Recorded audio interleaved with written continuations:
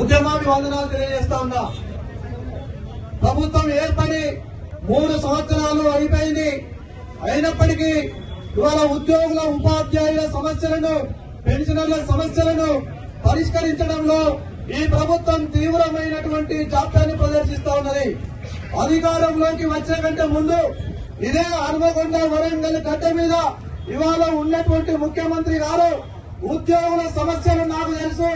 10 సంవత్సరాలుగా తెలంగాణ రాష్ట్ర ఏర్పాటు అనంతరం ప్రభుత్వం ఏ విధంగా ఉద్యోగులను, ఉపాధ్యాయులను హింస గురి చేసిందో, విద్యారంగాన్ని ఎట్లా విధ్వంసానికి గురి చేసిందో నాకు చాలా స్పష్టంగా తెలుసు.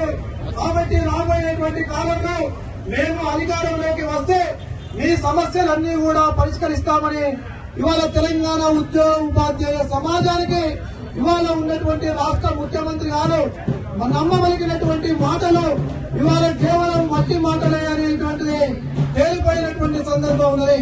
ఇవాళ మేము అడుగుతున్నటువంటి సమస్యలు ఏవి కూడా కొత్త సమస్యలు కావు, కొత్త ప్రయోజనాలు కాదు, కొత్త సౌకర్యాలు కాదు. గత 30-40 ఏళ్లుగా మేము కొట్లాడి సాధించుకున్నటువంటి హక్కులు మాత్రమే.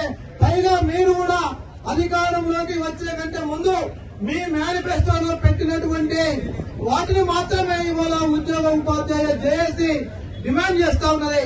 మీరు చాలా స్పష్టంగా చెప్పారు, మేము అధికారంలోకి వస్తే సిపిఎస్ మిత్రులారా మీ సిపిఎస్ ను వెంటనే రద్దు చేస్తాం. ఉపాధ్యాయ ఉద్యోగులందరికీ కూడా పాత పెన్షన్ విధానాన్ని అమలు చేస్తాం.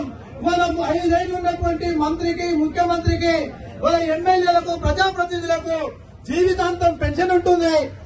కానీ ఇవాళ సామాన్య మధ్య తరగతి ప్రజానికం నుంచి వచ్చినటువంటి ఉపాధ్యాయ ఉద్యోగ వర్గాలకు 30-40 ఏళ్లు సర్వీస్ చేసినప్పటికీ కూడా ఉద్యోగ భద్రత లేకపోవడం ఇది సరైనది కాదు. మా ప్రభుత్వం మీ అందరికీ కూడా పాత పెన్షన్ వర్తింపజేస్తుందని అన్నారు. ఇవాళ ఏం జరుగుతూ ఉన్నది? ఒకవైపు ఇవాళ కేంద్ర ప్రభుత్వము రాష్ట్ర ప్రభుత్వాల మీద, రాష్ట్ర ప్రభుత్వం కేంద్ర ప్రభుత్వాల మీద ఒక దొంగన ఆడుతున్నాయి తప్ప నిజాయితీగా, నిక్కచ్చిగా ఇవాళ ఉద్యోగుల పట్ల ఒక నిబద్ధత ఈ రాష్ట్ర ప్రభుత్వానికి ఈ పాలకులు ఒకరు ఉంటే ఇవాళ వెంటనే సిపిఎస్ విధానాన్ని రద్దు చేసి పాత పెన్షన్ విధానాన్ని పునరుద్ధరించాల్సినటువంటి అవసరం ఉంది. ఇవాళ ముఖ్యమంత్రి గారు ఎక్కడ మాట్లాడినా కూడా ఒకటే మాట్లాడుతూ ఉన్నారు. ఇవాళ గత ప్రభుత్వం చేసినటువంటి అప్పులనే మేము తీరుస్తా ఉన్నాం. ఇప్పటికీ అవే అప్పులున్నాయి, ఇప్పటికీ అవే తీరుస్తూ ఉన్నాం. ఇవాళ ఒకటే మాట చెప్తా ఉన్నాం. ఇవాళ ఆ ప్రభుత్వం అప్పులు చేసింది, ఆ ప్రభుత్వం ఉపాధ్యాయ ఉద్యోగుల సమస్యలు పరిష్కరించలేదు. కాబట్టే ఈ ప్రభుత్వం వచ్చింది కదా. ఇంకా మీరు ఆ ప్రభుత్వం మీదనే నిపాన్ని పెట్టి ఇవాళ సమస్యలను జాప్యం చేస్తా ఉంటే ఇది సరైనటువంటిది కాదు. ఇవాళ మీరు తప్పనిసరిగా ఏదైతే ఉద్యోగులకు హామీ ఇచ్చిందో ఆ హామీలన్నీ కూడా నిలబెట్టాల్సినటువంటి సందర్భం, ఆవశ్యకత, అనివార్యత ఉన్నది. 6 నెలలు అయితే 6 నెలల్లో పిఆర్సీ నేను ఇస్తామని చెప్పిండ్రు. నిజంగా ఇవాళ ఈ రాష్ట్ర ప్రభుత్వం నంబర్ 1 రైజింగ్ అని ఒక లోగో పెట్టుకొని రాష్ట్రంలో మొత్తం 4 మూలలా తిరుగుతా ఉన్నారు. మీరు దేనిలో రైజింగ్ నంబర్ 1? ఇవాళ 3 సంవత్సరాలు దాటినా పిఆర్సీ ఇవ్వకుండా ఉండడం రైజింగ్ నంబర్ 1. ఇవాళ 6 డిఏలు ఈ దేశంలో ఏ రాష్ట్ర ప్రభుత్వమైనా 6 డిఏలు ఇవ్వకుండా పెండింగ్ లో ఉన్నదా? ఇవాళ అందులో రైజింగ్ నంబర్ 1 ఈ రాష్ట్రం. ఇప్పటికీ ఈ రాష్ట్రంలో విద్యారంగం పట్ల కనీసమైనటువంటి ఒక విధానం లేదు. ఇవాళ ఈ రాష్ట్రంలో ప్రభుత్వం ప్రాథమిక పాఠశాలలను పూర్తిగా నిర్వీర్యం చేసి 60 మంది పిల్లలకు 2 మాత్రమే ఉపాధ్యాయులు ఉండాలనేటువంటి నిబంధన నిజంగా ఈ రాష్ట్రంలో ప్రభుత్వ పాఠశాల మనుగడకు ఉపయోగపడుతుందా?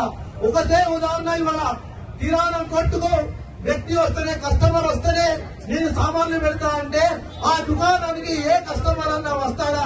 ఆ దుకాణం నడుస్తుందా?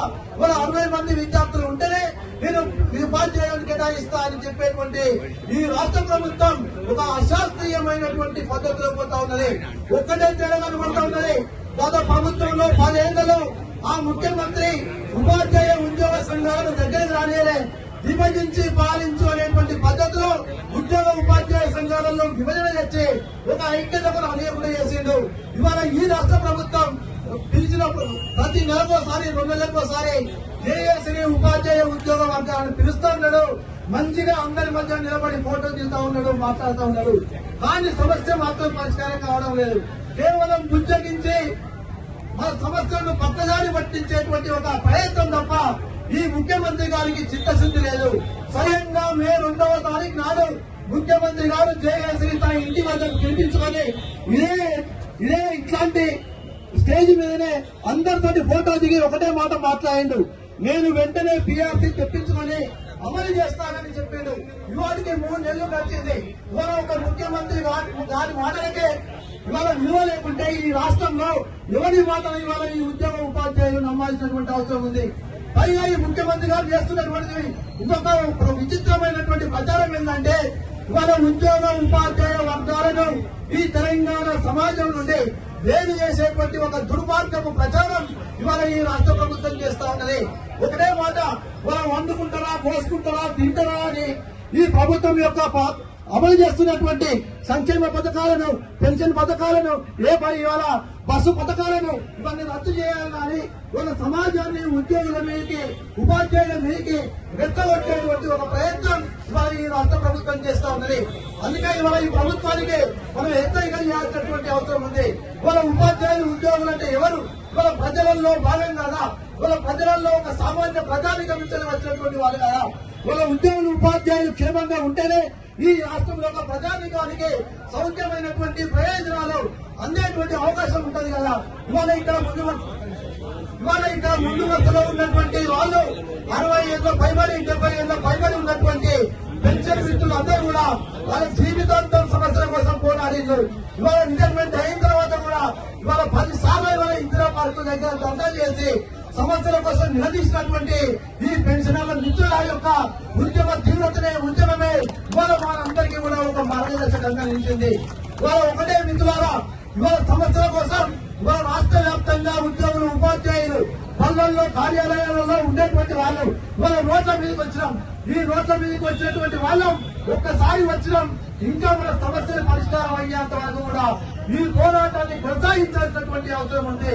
ఇవాళ ఇంతతోనే కాదు, ఇవాళ రేపు సెప్టెంబర్ 10 నాడు హైదరాబాద్ లో జరిగేటువంటి చలో హైదరాబాద్ కార్యక్రమానికి ఇవాళ ఇక్కడ ఉన్నటువంటి వాళ్ళు ఒక్కొక్క 10 మందిని వెంట పెట్టుకొని హైదరాబాద్ కు రావాలి.